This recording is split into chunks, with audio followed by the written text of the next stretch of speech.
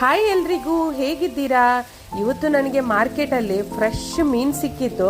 ಇದಕ್ಕೆ ನಾವು ಇಲ್ಲಿ ಸುಲ್ತಾನ್ ಇಬ್ರಾಹಿಂ ಅಂತ ಹೇಳ್ತೇವೆ. ಈ ಮೀನಿನ ಹೆಸರು ಊರಲ್ಲಿ ಎಲ್ಲ ಮದ್ಮಲ್ ಮೀನು ಅಂತ ಹೇಳ್ತಾರೆ. ಕೆಂಪು ರೀತಿ ಇರುತ್ತೆ. ಇದು ತುಂಬ ಟೇಸ್ಟ್ ಆಯ್ತಾ. ಇದರ ಸಾರು ಮಾಡಿದ್ರು ಕೂಡ ತುಂಬ ಟೇಸ್ಟ್ ಆಗುತ್ತೆ.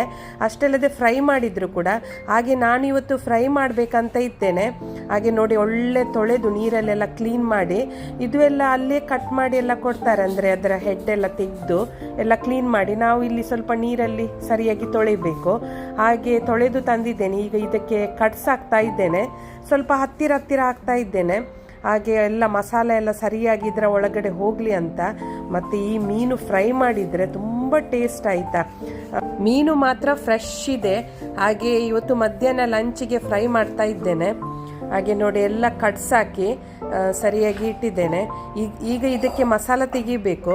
ಮತ್ತು ಮ್ಯಾರಿನೇಟ್ ಮಾಡಿ ಒಂದು ಓವರ್ ನೈಟ್ ಇಟ್ಟರೆ ಒಳ್ಳೆ ಮಸಾಲ ಎಳೀತದೆ ಅದರ ಒಳಗಡೆ. ಹಾಗೆ ನನಗೆ ಟೈಮ್ ಇಲ್ಲ, ನಾನೊಂದು 2 ಗಂಟೆ ಎಲ್ಲ ಹಾಕಿಡ್ತೇನೆ ಮ್ಯಾರಿನೇಟ್ ಮಾಡಿ. ಈಗ ನೋಡಿ, ಇದಕ್ಕೆ ನಾನು 2 ಟೇಬಲ್ ಸ್ಪೂನ್ ಅಷ್ಟು ಚಿಲ್ಲಿ ಪೌಡರನ್ನು ಹಾಕಿದ್ದೇನೆ. ಇಲ್ಲಿ ನಾನು 6 ಮೀನನ್ನು ತಗೊಂಡಿದ್ದೇನೆ, ಮೀಡಿಯಮ್ ಸೈಜಲ್ಲಿ ಉಂಟು.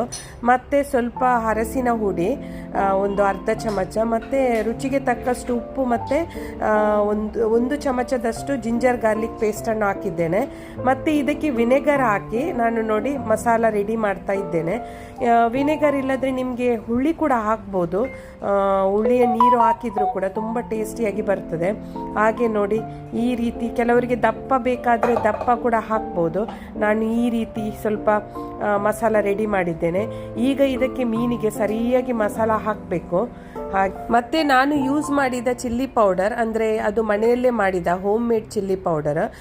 ಮತ್ತು ನಿಮಗೆ ಮೀನು ತುಂಬ ಟೇಸ್ಟಿ ಬೇಕಂದರೆ ಓವರ್ ನೈಟ್ ಇಡಬೇಕು. ಆಗ ಮಾತ್ರ ಅದರ ಮಸಾಲ ಮತ್ತು ಉಪ್ಪು ಖಾರ ಎಲ್ಲ ಉಂಟಲ್ಲ ಸರಿಯಾಗಿ ಎಳೆದು ಅದು ಫ್ರಿಜ್ಜಲ್ಲಿ ಇಟ್ಟರೆ ಓವರ್ ನೈಟ್ ಒಳ್ಳೆ ಎಳೆದು ತುಂಬ ಟೇಸ್ಟಿಯಾಗಿ ಬರ್ತದೆ. ಅಂದರೆ ಒಳಗಿನ ಮಾಂಸ ಎಲ್ಲ ತುಂಬ ರುಚಿಯಾಗಿ ಬರ್ತದೆ. ಮತ್ತು ಆಗಾಗಲೇ ಫ್ರೈ ಮಾಡಿದರೆ ಅದರ ಒಳಗಡೆ ಸರಿಯಾಗಿ ಮಸಾಲ ಇಳಿಯುವುದಿಲ್ಲ. ಹಾಗೆ ನೋಡಿ, ನಾನು ಸರಿಯಾಗಿ ಅದರ ಕಟ್ಸಿನ ಒಳಗೆ ಎಲ್ಲ ಮಸಾಲ ಹಾಕಿ ಒಳಗಡೆಯಿಂದ ನಾನು 2 ಗಂಟೆ ಇಡ್ತೇನೆ.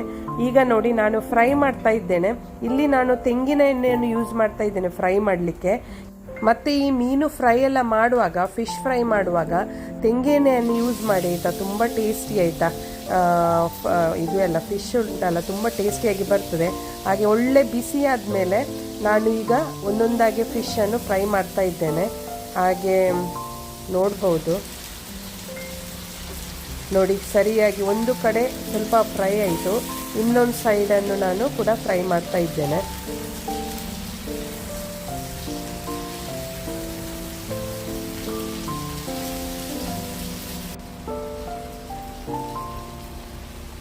ನನಗೆ ಇದು ಫ್ರೈ ಮಾಡುವಾಗಲೇ ಬಾಯಲ್ಲಿ ನೀರು ಬರ್ತಾ ಉಂಟು.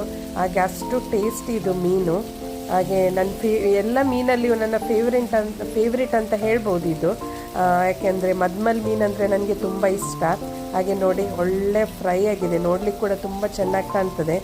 ಇದು ನಮ್ಮ ಕುಚಲಕ್ಕಿ ಉಂಟಲ್ಲ, ಬಾಯ್ಲ್ಡ್ ಅನ್ನದ ಜೊತೆ ತಿನ್ನಬೇಕು. ಹಾಗೆ ನಾನು ಬಾಯ್ಲ್ಡ್ ರೈಸ್ ಮಾಡಿದ್ದೆ ಇವತ್ತು. ಹಾಗೆ ಅದರ ಜೊತೆ ಇದು ಸ್ವಲ್ಪ ರಸಮ್ ಹಾಕ್ತಾ ಇದ್ದೇನೆ. ಇಲ್ಲಿ ಒಳ್ಳೆ ಹುಳಿ ರಸಮ್ ಮಾಡಿದ್ದೇನೆ. ಹಾಗೆ ರಸಮಿಗೆ ಫಿಶ್ ಫ್ರೈ ಹಾಕಿ ತಿನ್ನಬೇಕು. ಇದರ ಮುಂದೆ ಬೇರೆ ಊಟವೇ ಬೇಡ, ಅಷ್ಟು ಟೇಸ್ಟ್ ಆಯಿತಾ. ನೀವು ಕೂಡ ಟ್ರೈ ಮಾಡಿ.